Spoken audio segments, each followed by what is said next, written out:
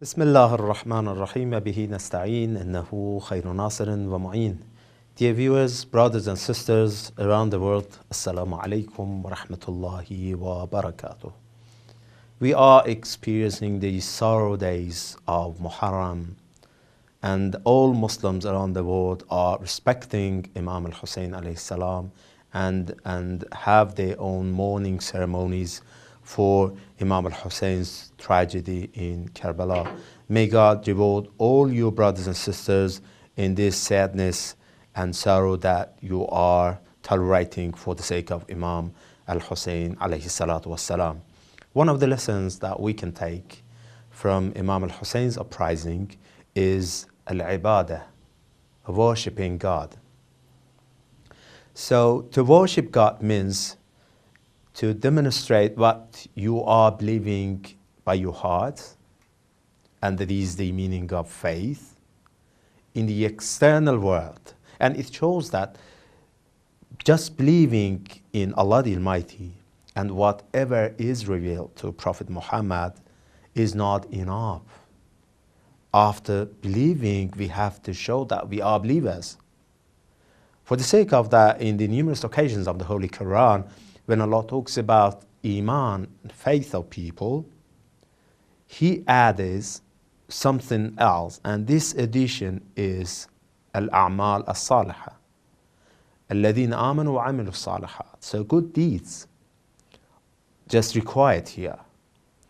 After believing wholeheartedly in Allah the Almighty and the teachings of the Prophet that we understood through the ahadith and the traditional Prophet, we have to demonstrate and project whatever exists in our mind, in our heart, to the external world, to show that all people in the world, look at me, I am the believer in Allah the Almighty. I am a Muslim. Look at my deeds, look at my actions, my lifestyle, all of the aspects of my life. Just the demonstration and projection of whatever I believe in my heart, in my mind. So this is what I wanted to clarify at the beginning of this program about worship, about understanding the meaning of or the status of al-ibadah, devotion to Allah the Almighty. And after that, I want to just mention some points that are very important and interesting. One of the points is the hadith narrated by Imam as-Sadiq alayhi salatu wasalam, and it is called as Hadith Anwan al-Basri. So that's very famous hadith. It is the instruction of being a mystic and being a true believer to Allah the Almighty. And the other mystics, other great ulamas, all the time advise their students to read and focus on the teachings of this hadith. That's very understandable and fruitful hadith. The spirit of this hadith is that, first of all, if you want to increase your knowledge about Allah the Almighty and to understand your own position in this universe, you have to find in your heart the meaning of ibadah, worship. Haqqul ubudiyya, the exact meaning of being slave, servant to Allah the Almighty. We are just claiming that we are Ibadur Rahman, Ibadullah, but most of us don't understand exactly what ibadah means. Just don't focus on the profound meaning of that. Imam as-Sadiq alayhi salatu wasalam, through this hadith, clarifies that the meaning of ibadah, or being slave of Allah the Almighty, is to know that your relationship with God is the relationship of slave and master. So Allah is our master and we are the slaves. So what's that connection? The connection of slavery, or the connection and the relationship of being slave and servant of that master. So the only master of people, creature, is Allah the Almighty, not the other people, not anybody else. So if that slave imagines himself or herself in this way, in the position of being a slave, being a servant.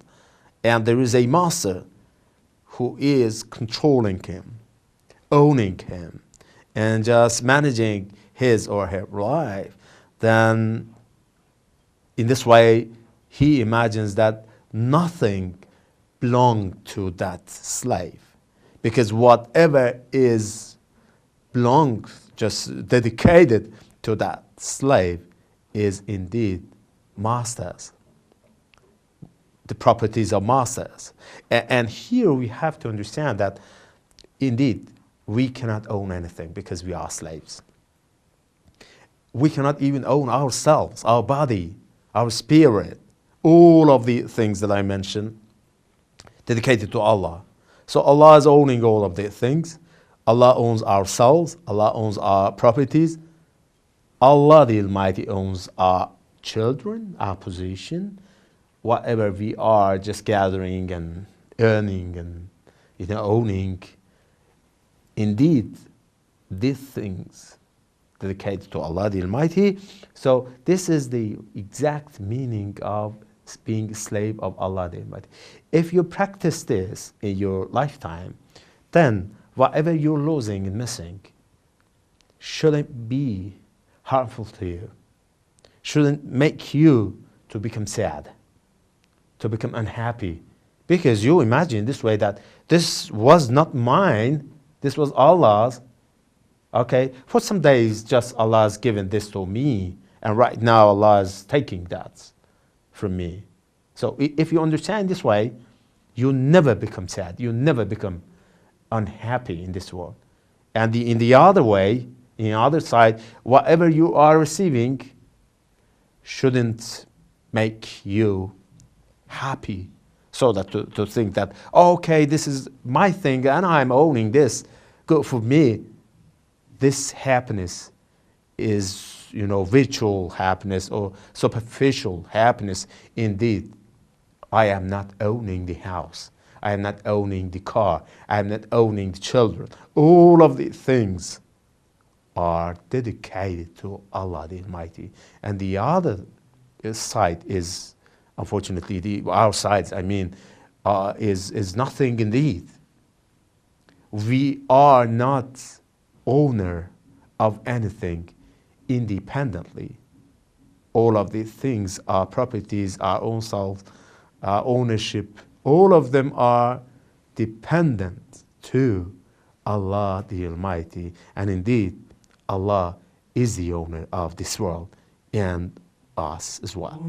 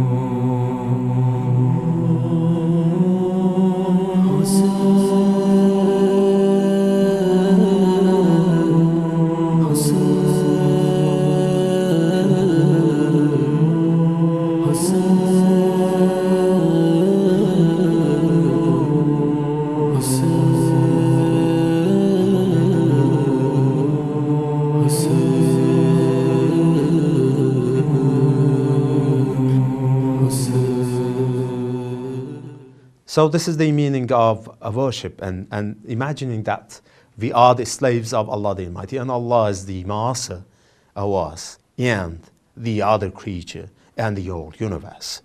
In this way, whatever we are earning and whatever we are missing shouldn't, make us to be happy or unhappy, because we are indeed not the owners, not the real owners. In this way, we can experience very comfortable life. Because of that, the Holy Quran says, "Ala inna awliya Allah la khawfun alayhim wa lahum yahzanun." Indeed, the friends of God have no fear, have no, unhappiness and something like that. They are all the time comfortable and calm, and they are enjoying this, enjoining to something good and forbidding something bad and evil. And in this way, they have very interesting and very calm rest and life in this world, if we think in this way. Okay, this is something I wanted to mention from Imam Sadiq alayhi salatu wasalam. And because of that, I want to add the second point that I mentioned at the beginning of this program, and that's the things happened about Prophet Abraham. Prophet Ibrahim alayhi salatu wasalam was named as to be Caliph of God, Khalilur Rahman or Khalilullah. Khalil means friend. So in the philosophy of this title, some points are mentioned by great ulama, and they took benefit of the ahadith in this regard. They say, why Prophet Ibrahim was the friend of God? Or this title is given to Prophet Ibrahim because of at least 2 points, 2 features in Ibrahim. One was that Prophet Ibrahim in his whole life didn't ask anybody about his needs except Allah the Almighty. Whatever he needs, at that moment, he asked Allah the Almighty to satisfy his needs. This is just the tradition of Ibrahim. It was very highlighted in his lifetime. And we do remember that when Namrud, the tyrant of Ibrahim's age, wanted to throw him to the fire. And when he started throwing Ibrahim to the fire, Jabreel was revealed to Ibrahim and said, can I help you? Do you need any help or any things? Ibrahim said, from you, no. Jabreel said, what about God? Do you have anything to say to God and ask Allah the Almighty to help you?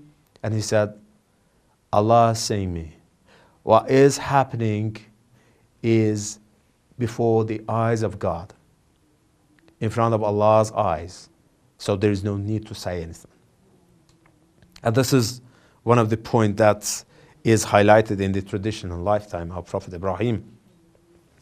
And it is mentioned in the hadith that you have to ask Allah the Almighty for your needs, even about the salt of your food. If you need some salt for your food, even that salt should be asked from God. You have to ask Allah the Almighty to give you that.